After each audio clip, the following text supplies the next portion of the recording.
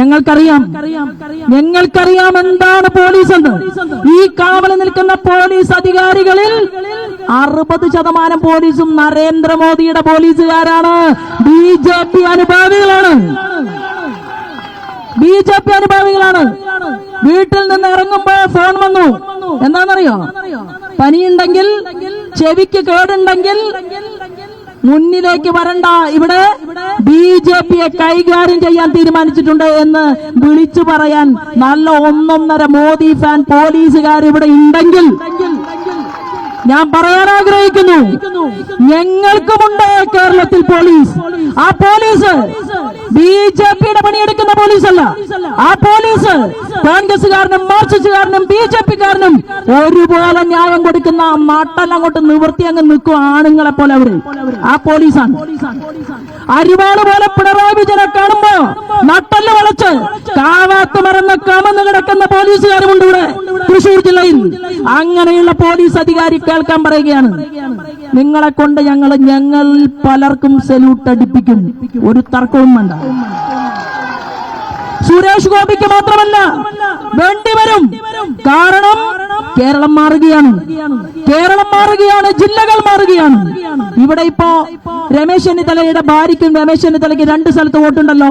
എന്റെ മൊബൈൽ നനഞ്ഞതുകൊണ്ട്, ഈ ജലപ്രയോഗം നടത്തിയപ്പോ മൊബൈൽ നനഞ്ഞതുകൊണ്ട് ആ കണക്കിപ്പോ എനിക്കിവിടെ ഏത് ബൂത്ത്, ചെന്നിത്തലയും ഹരിപ്പാടും രമേശ് ചെന്നിത്തലയ്ക്ക് വോട്ടുണ്ടല്ലോ. രമേശ് ചെന്നിത്തല 2 സ്ഥലത്ത് വോട്ട് ചെയ്തു എന്ന് ആലപ്പുഴയിലെ പാർലമെന്റ് സ്ഥാനാർത്ഥിയായിട്ടുള്ള ഞാൻ ആരോപിച്ചോ? ഇല്ലല്ലോ. 2 സ്ഥലത്ത് വോട്ടുണ്ടെങ്കിൽ അത് നീക്കം ചെയ്യേണ്ട ഉത്തരവാദിത്വവും ബാധ്യതയും സ്റ്റേറ്റിന്റെ തെരഞ്ഞെടുപ്പ് ഇലക്ഷനെ നിയന്ത്രിക്കുന്ന തലപ്പത്തിരിക്കുന്ന ആൾക്കാണ്. ആണല്ലോ. BD സതീശന് ഒരു ബൂത്തിലെ വോട്ടുള്ളൂ. BD സതീശന്റെ വോട്ടിന്റെ കണക്ക് പറവൂരിൽ നിന്ന് ഒരു കോൺഗ്രസുകാരനാണ് ഞങ്ങൾക്ക് അയച്ചു തന്നിട്ടുള്ളത്. അത് വെരിഫിക്കേഷൻ കഴിഞ്ഞിട്ട് വേണം അടുത്ത പ്രസംഗത്തിലെ അത് പറയാൻ സാധിക്കൂ. അത് വെരിഫിക്കേഷൻ ചെയ്യണം, ഉണ്ടോ ഇല്ലയോ പരിശോധിക്കണം. ഞങ്ങൾ ചോദിക്കുന്നത്, നേരത്തെ പറഞ്ഞു കാശ്മീരിൽ മത്സരിക്കാൻ പറഞ്ഞാൽ 370 വകുപ്പ് എടുത്തു കളഞ്ഞു. കാശ്മീരിലാണ് അടുത്ത് സുരേഷ് ഗോപി മത്സരിക്കേണ്ടത് എന്ന് മോദിജി പറഞ്ഞാൽ പുറപ്പെടും പെട്ടിയും പിടിച്ച് ശ്രീമാൻ സുരേഷ് ഗോപി.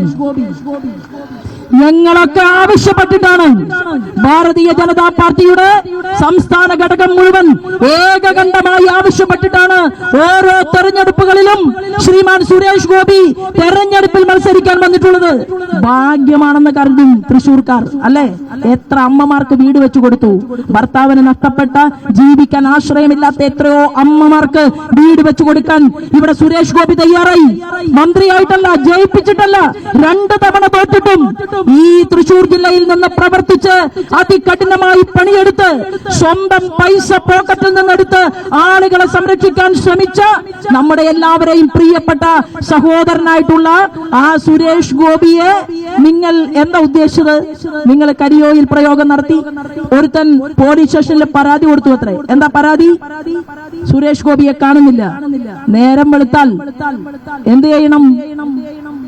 നേരം വെളുത്താൽ മിനിമം ഒരു പേപ്പറെങ്കിലും വായിക്കണം.